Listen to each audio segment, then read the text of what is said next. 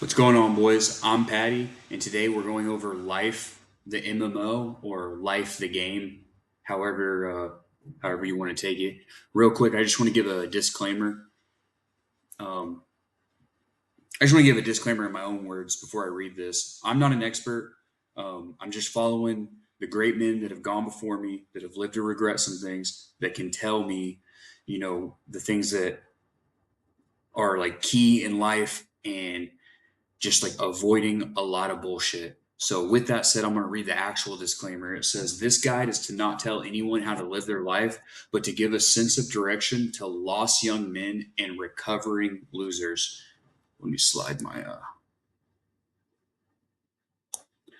camera back now. Um, with that out of the way, that's how I identify myself as somebody who was a loser and is now currently trying to recover off the path of being a loser. And these are the steps that I have procured to do that. And truly believe that if anybody follows in these steps, they will also feel the same way about themselves, and other people will see them that way as well. So let's go ahead and start at the very bottom. You can kind of follow along and see, what this chart has to offer. But real quick, I'm going to read down at the bottom. I have to kind of get close because it is small text. I tried to fit as much in here as I could, and I'm going to explain in between the lines, because there's a lot. There's a lot to go over, and I'm going to try to move quickly too, so that this isn't a crazy long video. So with that said, let's get into it. The first start, where you should start, is removing things out of your life that's going to stop you from doing the rest of these things on this list. So remove that which stands in your way of reaching your goals, whether that be toxic friends, like drug buddies, party animals, people who constantly challenge you, like, or what's the word? They compete with you, like they're secretly competitive with you, and they're not actually for you. They don't want what's best for you. They just like are somebody that's just like super toxic, narcissistic, whatever. Anybody that's in that realm, cut out of your life. Video games, you have to either limit or completely cut out. And I know that's hard to hear for some people. But when you start to live a fulfilling life, video games become less and less important, and so do parasocial relationships. That's not to say parasocial social relationships don't have their place, and the friends that you made along the way don't have their place. You can stay in contact with them on Facebook and pop in and occasionally play like a Battlefield or Call of Duty game or something that's plug in and play that you don't have to give your life to, right? So this is the main thing with when it comes to video games. You want to, if you are going to still continue to play video games, you're going to want to like cut back on the like and not play like MMOs or funny enough, not play MMOs or something that's just going to consume your life for a long period of time. Drugs, I mean, this kind of goes without saying, right? If you're on drugs, you're a loser, and this video is probably not for you.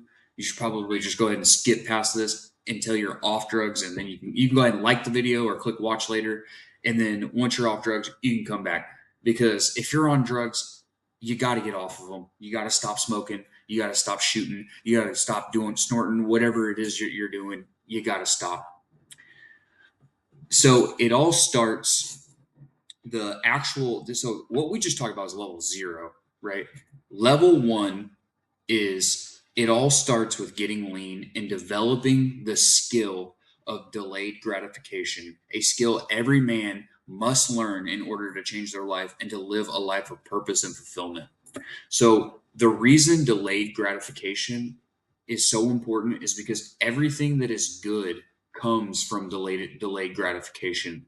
So, getting shredded, getting jacked, meeting the woman of your dreams, putting a baby in her, um, getting promoted at your job. There's so many things. So it's like, why work hard now? Well, if you work hard now, you have the potential to be promoted, or you end up working for yourself because you're working so hard. So those are the only two options. You either get promoted. If you're a hard worker, don't let anybody tell you that you can be a hard worker and nothing good's going to come from it. That is not the truth. That is a lie from the pit of hell. If you work hard, You're either going to be a boss or you're going to be your own boss. So, like you're going to be a boss in a company, or you're going to be a boss for your own company or own your own company. So, if you're extremely overweight, these next steps are going to help you actually get to getting lean. And those steps are, if you're extremely overweight, you can do floor snow angels where you lay on your back and you do some like jumping jacks. You like, you can't see my legs right now, but my legs are spreading and so are my arms. I'm waving my arms. If you're extremely overweight, if you're 400 pounds, 300 pounds, this is how you make it so that it's easier to go on long walks. And as you start, you walk for 5 minutes, then the next week you walk for 10 minutes, and then the next week, and then that's where we'll get to this walking 5K steps, and then walking 10K steps, and then going to the gym and lifting 3 times a week. This is going to drastically, if you're doing nothing right now, right, and you go from doing nothing to walking 10K steps a day and lifting 3 times a week. One thing I forgot to include in here, somewhere in between this little hump right here, there needs to be a diet shift, because in order to get lean, you need to have a a jump start or something that skyrockets you into that propels you. That's the word I was looking for. Something that propels you into getting lean. And eating McDonald's, cupcakes, pizza, ice cream, donuts, these things are actually hindrances to getting lean, because they're extremely high in fat and low in protein. And yeah, I mean, I don't really have to, you guys know what junk food is, right? And then, so once we get here, the walking 10K steps and lifting 3 times a week, you need to learn the skill, learn progressive overload, and apply it. The reason progressive overload is so important is because without progressive overload being incorporated into your life, you will not procure the future. You will not have a 10-year vision, a 5-year vision. You will not have this chart mapped out in your head, or literally on a computer, or just like, and you're not going to running the program if you do not have progressive overload. This right here is like one of the most whoops is one of the most important aspects of this entire chart. Without this piece right here, this chart doesn't even exist. I should have made this another color, because this doesn't deserve to be the same color as everything else. This is something that is, and it needs to be bigger text too. I don't know why. I don't know why I had one of the most important things be one of the smallest things. It is on its own side, so we'll give it that. With that said, once you learn the skill of progressive overload, you can move on to the next mountain peak. And that's what these are. These are peaks. Some of these jumps are a little bit more horizontal, and some of these jumps are extremely vertical. And I'm going to explain why I purposely did that and why I feel that these jumps are vertical. So, getting 10%, 15% body fat are actually lean.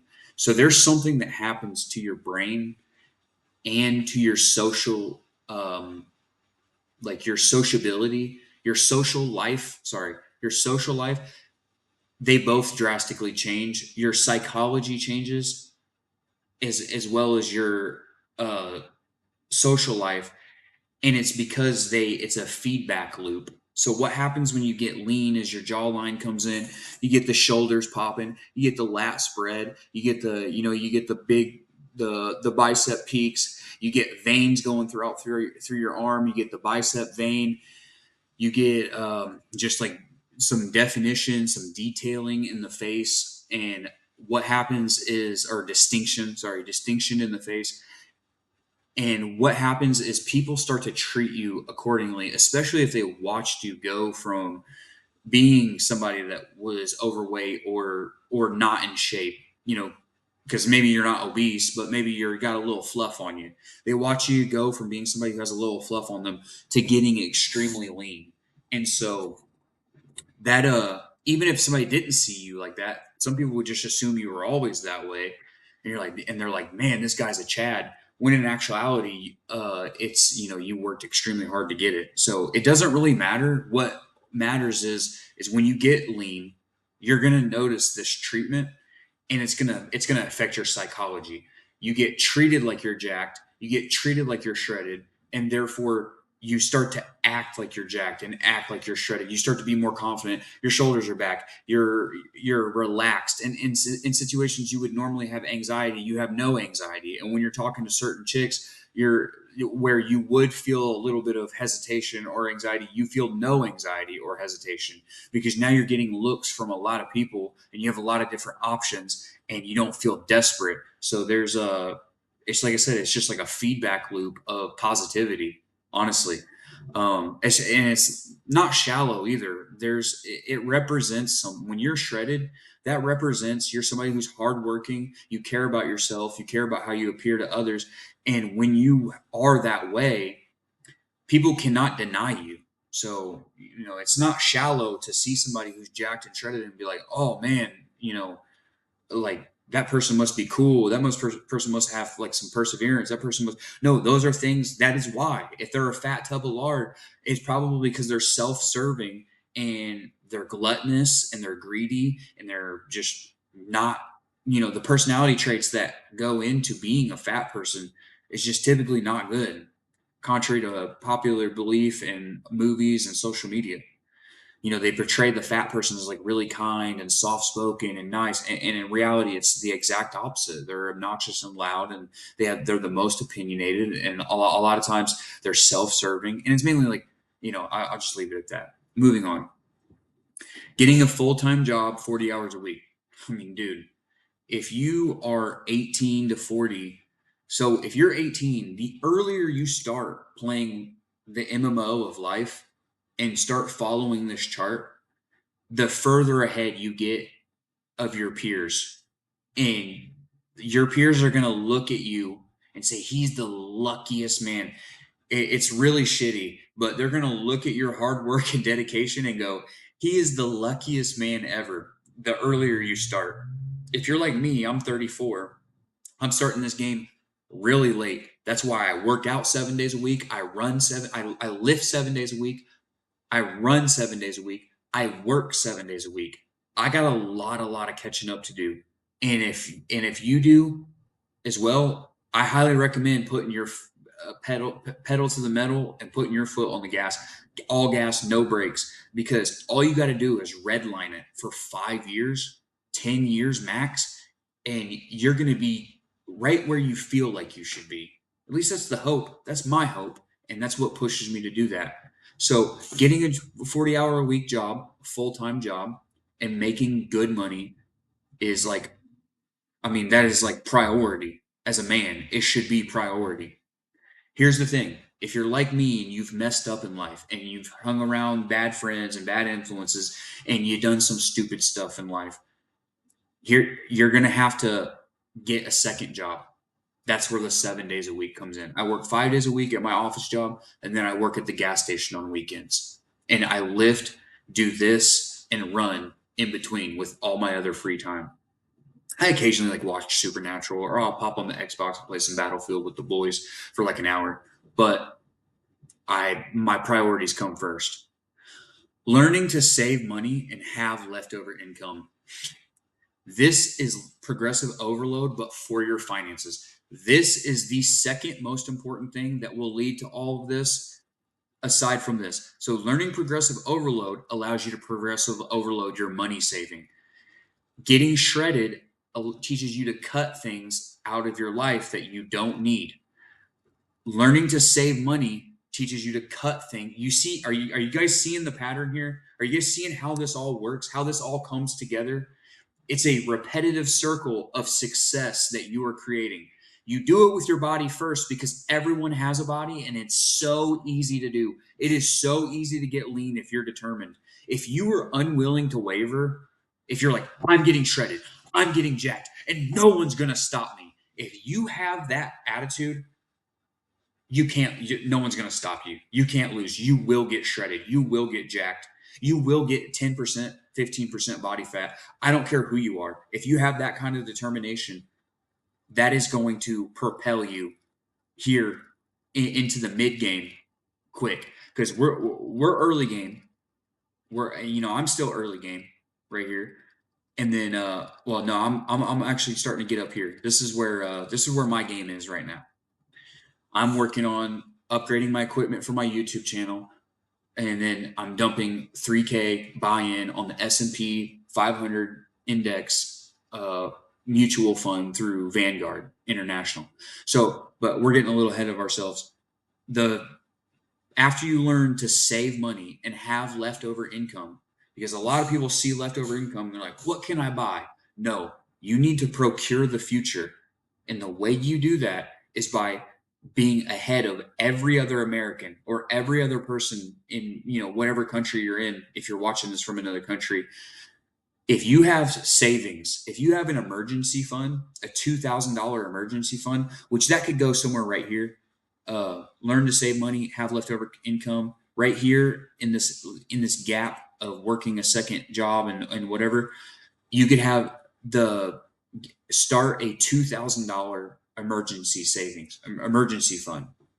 So if anything goes wrong, you have that cushion that will allow you to not, it's not going to break your life. It's not going to break your build. If this is an MMO and you got to build, your build's going to be solid with a $2,000 emergency fund. I'm sorry that I didn't include that in here. That's kind of important.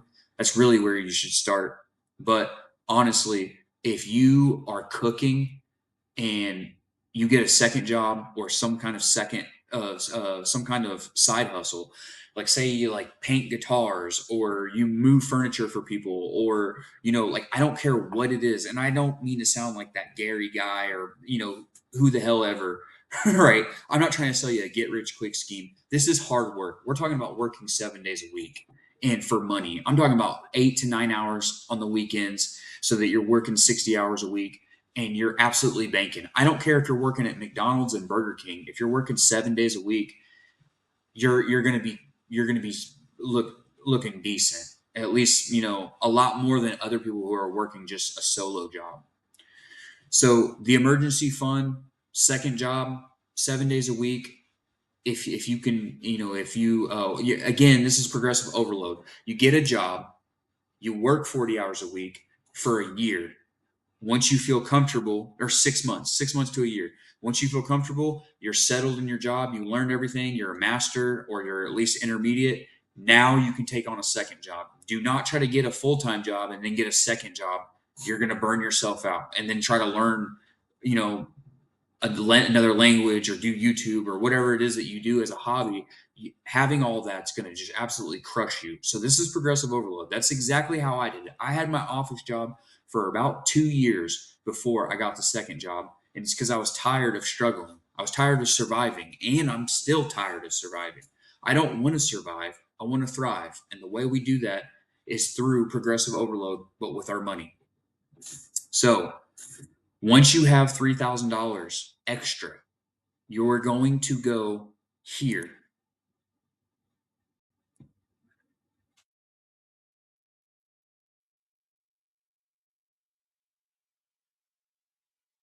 You're going to go to this website, VFIAX, or I don't know if that's how you say it, but it's Vanguard 500 Index Mutual Fund. We're going to do the $3,000 buy in. Investment minimum $3,000. Annual year to date returns 8.2%. So let's go ahead and pull up the calculator. Make it smaller. Baby. Oh, I gotta make this. Everything's white, so it's kind of hard to see. Sorry about that. Okay, so real quick, 3,000 times 0.08.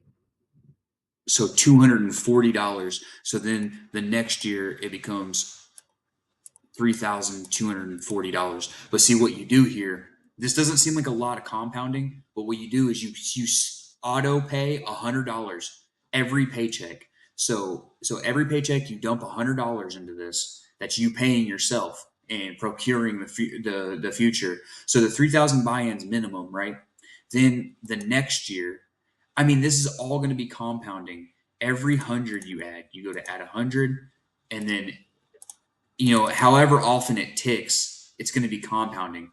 But what we're really going to see is over a year's time, $100, 52 weeks, we're going to have this. So if we hit another 8% times 0.8, 675, so 675, that's $9,000. So like over the course of like 2 years, I mean, this thing is going to jump drastically. Let's put it this way: in 30 years, you're going to have $1.2 million cash, and that's going to be roughly around $900,000 cash value through inflation and through the decreasing of value of money. It's going to be a little bit less, but not by I mean, dude, $900,000. Again, this is procuring the future. I mean, it's such a small amount. $3,000 buy-in, $100 per month, such a small amount. All right, I think I hammered that in pretty well. The next, this is green as an optional. This is going to basically you could put anything here. I put 25K high yield savings because after I got the Vanguard portfolio going, and like it's growing, and maybe I get like extra money, like I come into extra money, instead of buying a boat or something. This is what a lot of people do. They buy like a boat or a brand new car or something like that.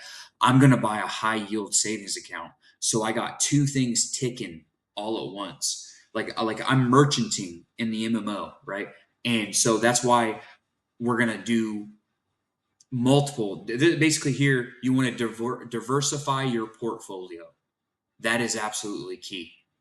Diversifying your portfolio, this is going to grow generational wealth. You're going to be able to supply your children's children with money and a good future, especially if you teach your kids to do the same thing, which we're about ready to get to. So in between here, somewhere in between here, you need to learn psychology, learn about female nature, learn about hypergamy, learn about relationship dynamics. But I'm going to tell you right now, here's all you need to know about women. Here's all you need to know about getting when you get shredded and you find a woman that you find attractive. Here is the key to a successful relationship. Every successful relationship has this dynamic, bar none. The woman is obsessed with the man. The man loves the woman, but the woman is obsessed with the man. And she's so obsessed, she wants to have his kids. That is the perfect dynamic for a relationship. If you have to chase the woman, she's not for you, bro. If you have to convince the woman, she's not for you, bro. She will be obsessed with you. She'll be obsessed with your looks, your hair. She'll touch your body. She wants you. She wants your kids. And I'm not talking about some whore either. Don't go to a bar. Don't go to, a place where you're going to meet a whore and get some psychology, right? Learn some psychology. No nose rings and no tats above the neck and no tats on the private parts. Like you gotta be smart, man. No BPD women, no borderline personality disorder women.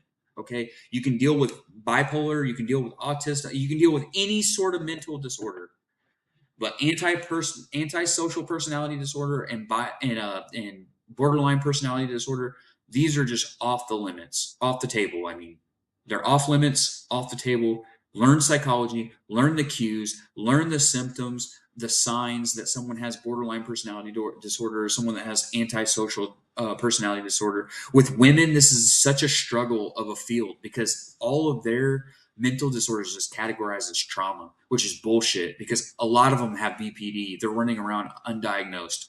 That's fine. You're going to diagnose them in your head and you're going to avoid them. And which leads us to the golden goose of find a woman worth having kids with. This is our purpose. This is women's purpose and this is our purpose. We share a dual purpose.